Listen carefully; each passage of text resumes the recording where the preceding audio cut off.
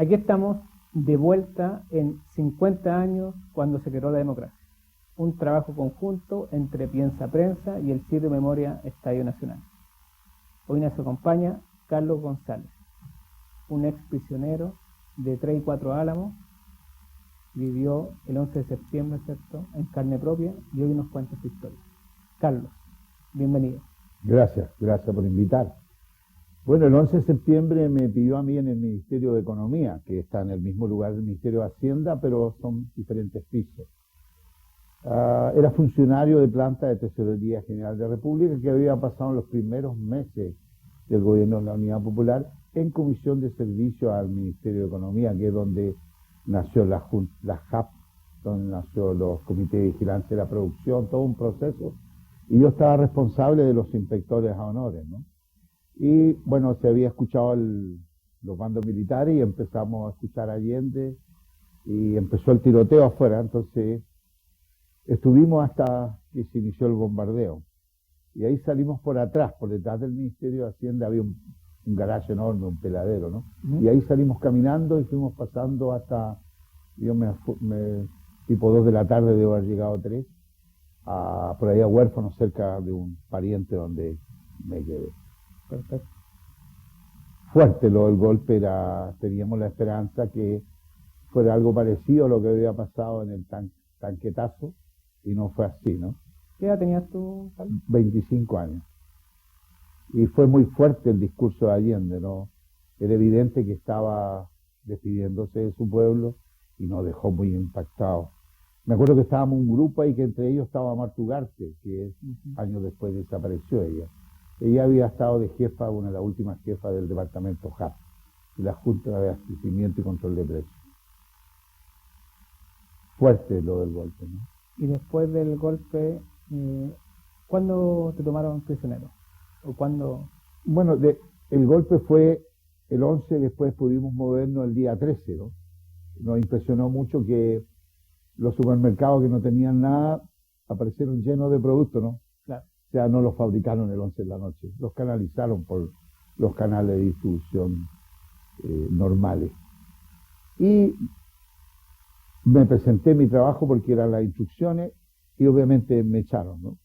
Nos echaron a todos, de la Tesorería General de la República, donde estábamos en el departamento ese de computación. Y nos llamaron desde personal, el jefe personal, un vicealmirante de la Armada, que nos indicó que renunciáramos. No nos podían echar porque éramos de planta. Juego claro. Legal, ¿no? Claro. Entonces nos dicen, tiene que firmarme la renuncia. No, yo quiero que me eches. No, me dice, si me firme la renuncia, yo le doy 6 meses de cesantía. ¿Qué más, po? Más no puedo hacer. Y si no le firmo, bueno, lo mando al estadio. ¿Dónde quiere que le firme? Le dije. Claro, había que firmar, ¿no? Por supuesto. A mí me llamaron primero, ¿eh? Además Después, era un tecnicismo, porque en realidad había un golpe lo militar, iban a echar igual. un golpe militar que de echaron o no tenía... Y 6 meses de cesantía no le hacían mal a nadie. Entonces todos firmamos, ¿no? Un grupo grande de dirigentes sindicales. Yo había estado dirigente de la Asociación de Empleados de Tesorería y me había ido en comisión de servicio. Obviamente nos conocían todos y había un soplonaje muy fuerte, ¿no? Bueno, seguí después sobreviviendo, haciendo trabajo de computación. Terminé trabajando en un banco, en el banco de ese entonces de Concepción. Estaba ahí en Huérfano y en un turno de noche operaba yo un computador, uno de esos computadores que eran una pieza entera, ¿no? Claro. Estamos hablando de la prehistoria prácticamente. Y ahí llegó un día a la DINA en mayo de 1976, mira, 18 de mayo en la noche, en un turno nocturno, como 1 o 2 de la mañana, que yo trabajaba ahí, y venían con mi compañera, que la tenían detenida ya, la habían sacado de la casa, muy golpeada, ¿no? Y me indican que salga, me llaman desde el portería, salgo y me toman detenido. Claro. Y ahí me vendaron todo y empezó el procedimiento, ¿no? Inmediato.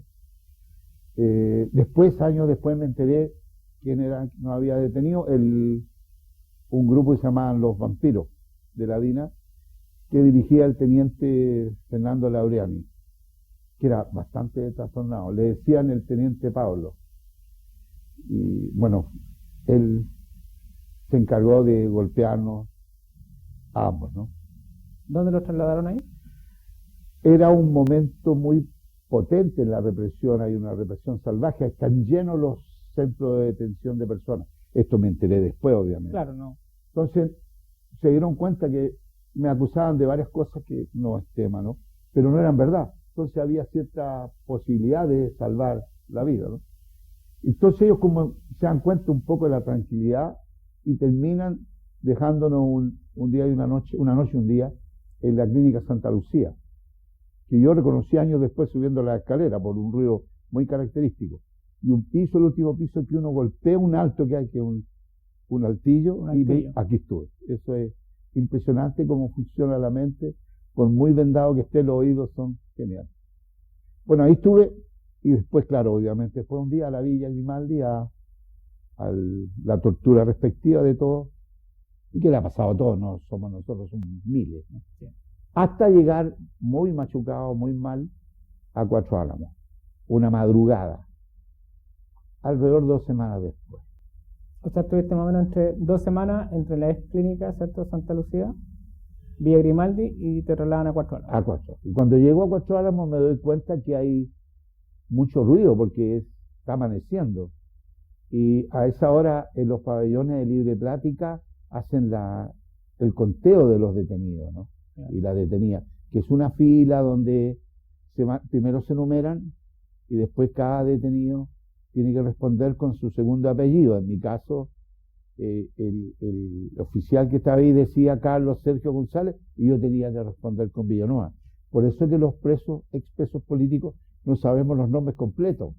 Tuvimos meses escuchándolo 3 veces al día, a las 6, a las 12 y a las 7. Bueno, Cuatro Álamos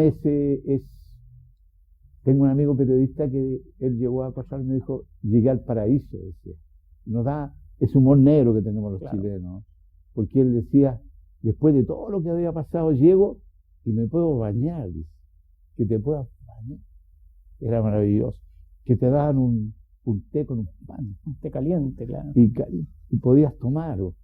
Bueno, a mí me pasó que entré a una celda que habían 4 detenidos más y había una desconfianza muy grande, ¿no? Me miraban muy desconfiado. A pesar que yo venía muy deteriorado, muy machucado, igual había una actitud, veamos primero quién es. Bueno, porque además se sabía que había muchos infiltrados. Exacto, había. De la DINA. Existió, entonces nadie quería mostrarse. Y un muchacho me ofreció, muy joven, me ofreció ropa interior, polera, champú, máquina de afeitar, y yo pensé que estaba loco, porque ¿de dónde podía sacar ahí? Y me dijo, no estoy loco, acá está, y tenía un bolso.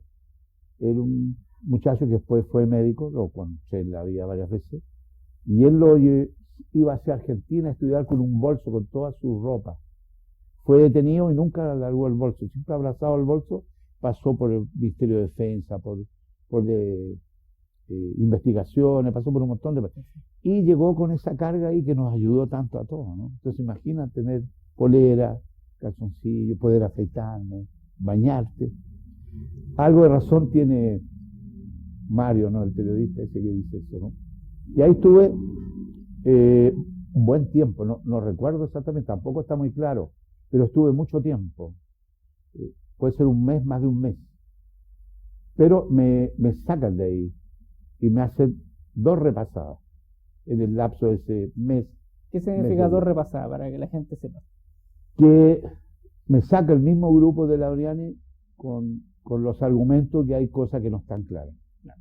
Por supuesto que yo me doy cuenta que voy a ser golpeado otra vez, porque me piden que me dé vuelta, el guardia pide, date vuelta, y me pone la venda y me lleva a otro lugar, a otra celda. El interrogatorio. Claro, y ahí como no parrillaban ahí, parece que alguien puntuó que históricamente parece que sí, pero en ese momento yo no vi parrilla ahí, pero me duraron y me pegaron, ¿no? Yo ya tenía 7 costillas quebradas, estaba muy mal, entonces era difícil. 7 costillas quebradas. Claro, 4 o 3, ¿no? Y yo me daba cuenta porque uno de los detenidos de los 4, y yo te cuento que desconfiaban, me miraron así, me revisó, pero era médico. Me dijo, esta y me da la tercera, la cuarta, claro, izquierda. Me dio los datos técnicos. Y tenía un problema en una rodilla, y él sabía, era médico, de posta. Osvaldo Ricardo Gómez Martínez. ¿Viste que me acuerdo de los nombres de todos? Bueno, ahí estuve, me sacan para la primera repasada y me ponen en una celda con Hernán Montealegre, que es un abogado de la vicaría, un señor, un buenísimo para ajedrez. Nunca le pude ganar. Hicimos un ajedrez con pan, un pedazo de pan. Tablas logré una vez, creo, pero era muy bueno. Y conversábamos mucho, él muy creyente, muy católico. Entonces tuvimos una relación ahí, yo estoy hablando de a lo menos 2 semanas, ¿no? Hasta que vino la segunda repasada, y ahí me sacaron y me dejaron solo en una celda. Ahí me fui, creo que, como que así como canallescamente se despedían de mí, ¿no? Claro. Porque no se me fuera a pasar por la mente hacer algo después. Era muy brutal eso. Fue salvaje. ¿Estuviste como aislado? Sí, ahí estuve aislado, que solo hasta que llegó un prisionero que yo sospecho que lo traían de Argentina porque estaba muy para adentro. Le decían el ratón Pérez, apellido Pérez obviamente, compañero Mir, y estaba bien golpeado él también. Íbamos solo los dos, hasta que nos pasaron a libre plática. Él al pabellón 2 y yo al pabellón 1. Tu compañera, que tú contaste en un principio que la Dina, ¿cierto?, venía con tu compañera maltrecha y todo. Bueno, ella lamentablemente quedó estéril por la tortura, ¿no? Nos destruyó como pareja eso después, ¿no? Fuimos a parar al exilio y no pudimos tener hijos y se dificultó la relación y no duramos 3-4 años más y después ya no estuvimos juntos. La he visto algunas veces y tenemos un muy buen trato, pero no es mi pareja, ¿no? Claro. Y fue muy terrible eso, muy fuerte, ¿no? Una muchacha linda, hermosa, jovencita tenía. Y yo tenía 25 y ella había tenido 20, 19, 20. Muy joven. Muy joven. Muy Y joven. también había algo de misógena en los agentes Ladina con Sí, respecto por a la supuesto. mujer. Había una cosa muy cruel, ¿no? Como que era más fácil quebrarlas, ¿no? Que querían eso, ¿no? Además, claro, la violencia es distinta a las mujeres. Hemos Sí, tenido aquí sí. compañeras relatando que era terrible.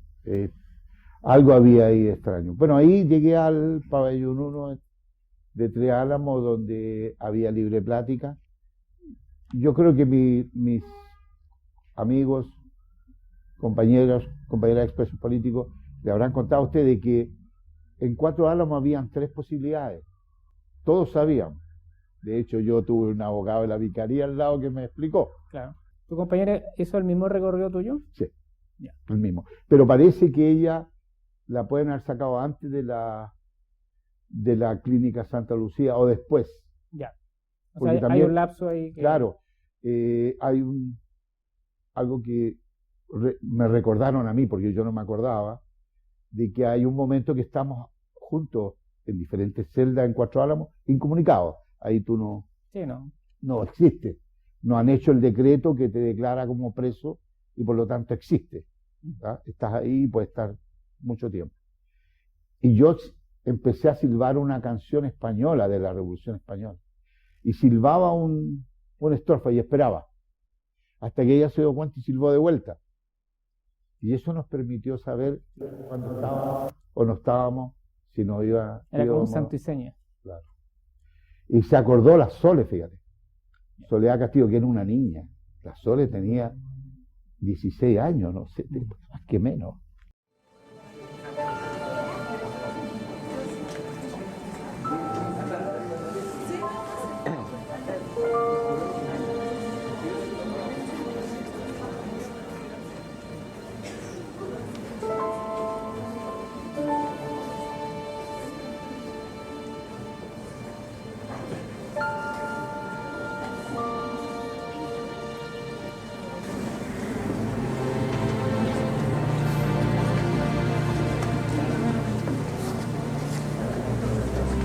¿Por qué están acá hoy día?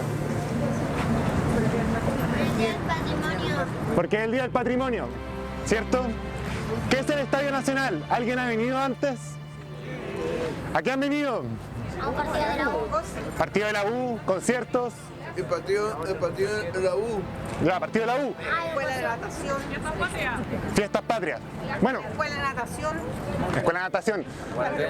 Local de votación. Local de votación también, muy importante. Comentarles que lo que nos convoca hoy día no es ninguno de estos usos justamente que se le ha dado al Estadio Nacional. Este estadio es de 1938 en su inauguración y quien lo inaugura, Arturo Alessandri Palma, menciona que este estadio tiene como deber u obligación, más bien dicho, elevar la moral del pueblo chileno. Este chileno. Entonces, a partir de esas declaraciones, quería comentarles, aquí lo que ocurrió fue justamente lo contrario.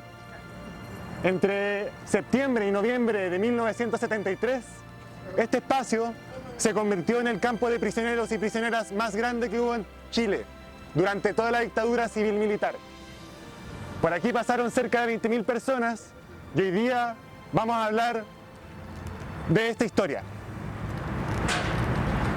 ¿Hasta aquí? ¿Tienen alguna duda? Súper. Como les dije, mi nombre es Martín, levantan la mano, dicen lo que ustedes quieran y van haciendo las preguntas correspondientes. Pueden tomar fotografías en los lugares que vamos a visitar, que son cerca de 6, y les adelanto también, aquí van a conocer a 2 personas que son más importantes que yo. Se llaman Manuel Méndez Ulloa y Patricio Sandoval Droguet. Ellos 2 son testimoniantes y exprisioneros de aquí.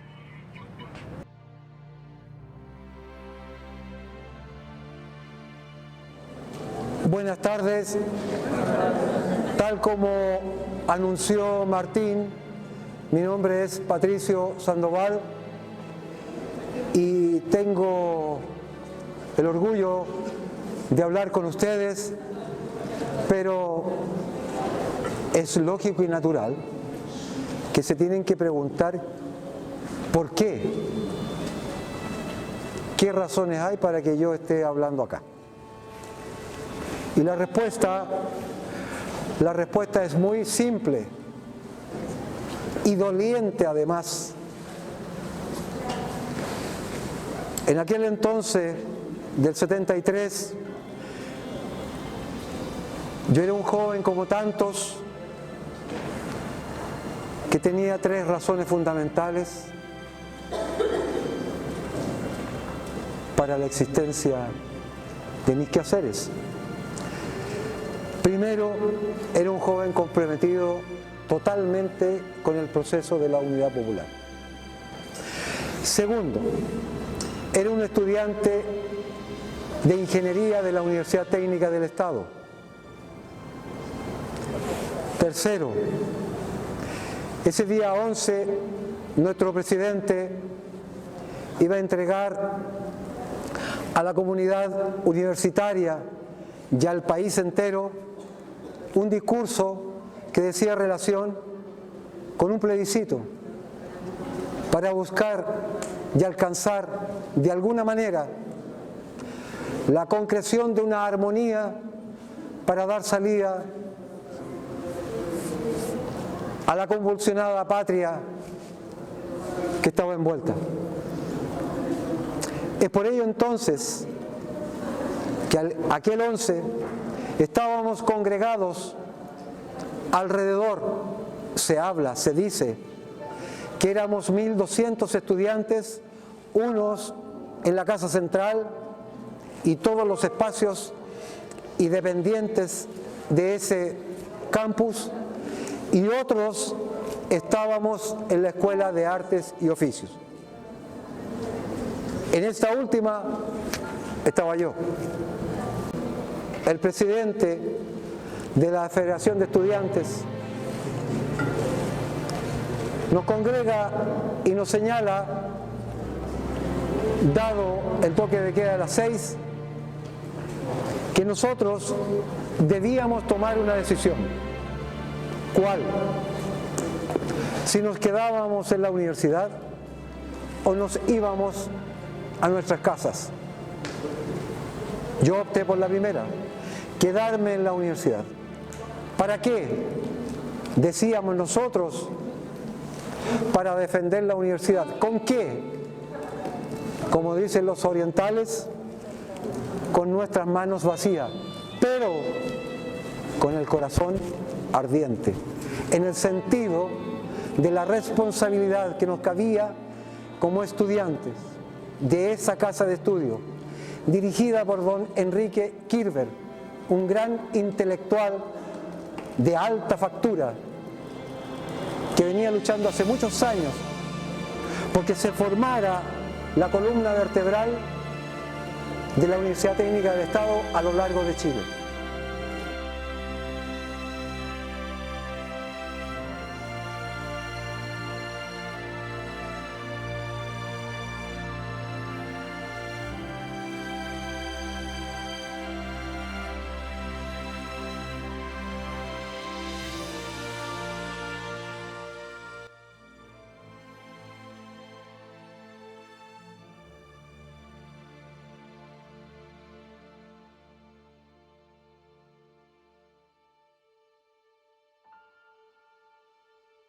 Yo soy la nueva generación, nuestros hijos van a ser las próximas generaciones.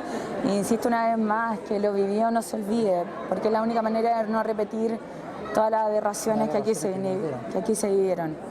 Y todo el respeto que le damos a la gente que por aquí pasó, que hoy día nos compartió sus experiencias, y agradecemos bastante que se generen estos espacios de recuerdo vivo, de memoria.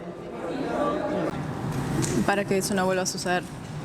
Como decía ahí, ¿no? Un pueblo sin memoria es un pueblo sin futuro, y justamente uno tiene que acordarse de todas las cosas que pasó para evitar que vuelvan a pasar, para no perder esa historia y para no volver a repetir los mismos errores. Intensa, muy intensa la verdad. Yo habiendo tenido dos abuelos también prisioneros en la época por el gobierno militar, es indudable no sentir algo dentro del corazón, un frío inmenso que se siente al recorrer estos lugares. Primera vez que vengo yo al estadio, tenía mucha curiosidad de conocer estos pasillos, la escotilla 8. Siento que es súper importante tener memoria, no olvidar, y que estas instancias se repitan también constantemente todas las semanas, como dicen. Creo que es impensable para un país. A la modo personal, es inevitable no emocionarse, recordar a mis abuelos, que sufrieron en parte lo mismo allá en Concepción, imaginarme a mí, a mi papá también, con los relatos de los vivientes de acá. Entonces, una experiencia cruda, fuerte, pero que siento que es súper necesaria para todos. Que a cumplirse 50 años del golpe militar, ¿qué carga histórica tiene? No, terrible, porque la verdad que un campo deportivo y que se haya usado para ese fin tan nefasto para Chile, es terriblemente, digamos, triste. O sea, son dos funciones encontradas. El hecho de que un campo deportivo y que se haya prestado para eso es terrible, la carga emocional que las personas pueden sentir en este minuto al hacerle esta visita. Bueno, nosotros venimos de Colombia y consideramos que es importante conocer también esta parte de la historia que ha permitido la construcción del país, y que, como consideramos, ha dado paso a que se modifiquen muchas cosas y se construya desde otro punto de vista. Sí, bueno, y también dicen por ahí que el que conoce su historia, que el que no conoce su historia está condenado a repetirla. Entonces es importante todo este proceso educativo que se está llevando a cabo acá.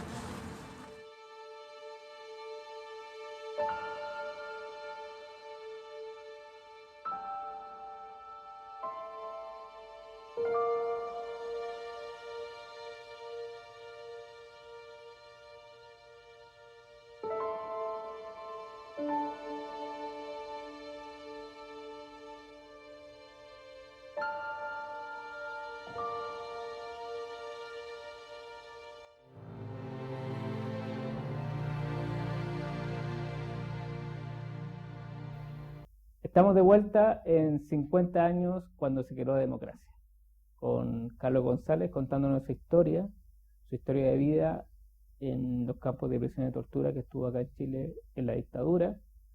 Carlos, ahora, ¿qué estás haciendo en tu vida? Mira, ahora soy una persona jubilada pero muy activo en la Corporación 3 y 4 Álamos, Corporación Campo de Concentración 3 y 4 Álamos, que es donde pasé la mayoría de mi tiempo como prisionero, y hay un grupo humano formidable que viene luchando hace ya 18 años por el comodato. Primero por la declaración de Monumento Nacional en calidad de sitio histórico y ahora por el comodato. Y pensamos que ahora sí. Voy a explicar por qué. Porque en estos 18 años hemos tenido muchos ministros de justicia, de educación, subsecretarios, jefes de Sename, etcétera, de Sename, ¿no? Y no se da. Expliquemos ahora que 3 y 4 Álamos, ¿en qué está ese recinto? Ese recinto es, aunque no lo crean, es una cárcel. Fue cárcel ayer y hoy es cárcel de menores infractores de ley. Donde está el Sename y hay una gendarmería ahí que usan las mismas celdas que usamos nosotros, las mismas de 4 Álamos donde estuvimos comunicados, donde se vio por última vez con vida a muchos chilenas y chilenos que desaparecieron.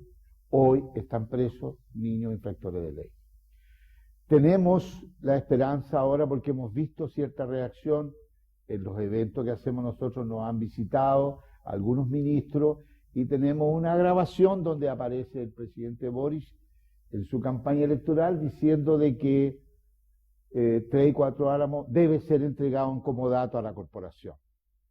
Bueno, nosotros pensamos que ahora sí lo tenemos y siempre mostramos el video a los funcionarios públicos, mira lo que dice el presidente. Y creemos que puede darse esa posibilidad porque basta con sacar a esos niños de ahí y entregarlo a nosotros. Y que creo que no quedan tantos niños en ese lugar. Mira, por lo que sabemos tenemos una muy buena comunicación porque visitamos constantemente. Ellos sacan y ponen niños. Hay épocas que aumentan, épocas que disminuyen. Sabemos que hay un pabellón que ya está sin niños. Eso es muy bueno. Bueno, han construido más. Recordemos que 3 y 4 Álamos es un recinto que rodeaba a los carabineros de Chile con torre, un campo de concentración a los nazis. Y dentro de los pabellones 1 y 2 de hombres, 3 de mujeres, que era una barraca que hoy no existe, y el pabellón 4 de incomunicados. Bueno, hoy en día está todo eso, menos lo de la barraca de las mujeres. Y nosotros esperamos que por fin nos lo entregue. La corporación está dispuesta a eso y mucho más, y aprovechamos de invitarlos a todos. Este sábado 27, domingo 28, haremos visitas guiadas, incluyendo los pabellones, porque eso queremos, y quien quiera ir es bienvenido. Última pregunta, una pregunta bien profunda. ¿Por qué es importante que la Corporación 3 y 4 Álamos tenga ese recinto o ese sitio histórico, llamado sitio de memoria, por supuesto también? ¿Para qué es importante que la corporación lo administre? Bueno, es muy importante porque es lo que un país sin memoria es un país, lo que dicen ustedes en su consigna. Sin futuro. Sin futuro. Nosotros necesitamos imperiosamente, y lo digo de todo corazón, no racionalmente, nunca más. Y sabemos que después del estallido social el nunca más no es verdad.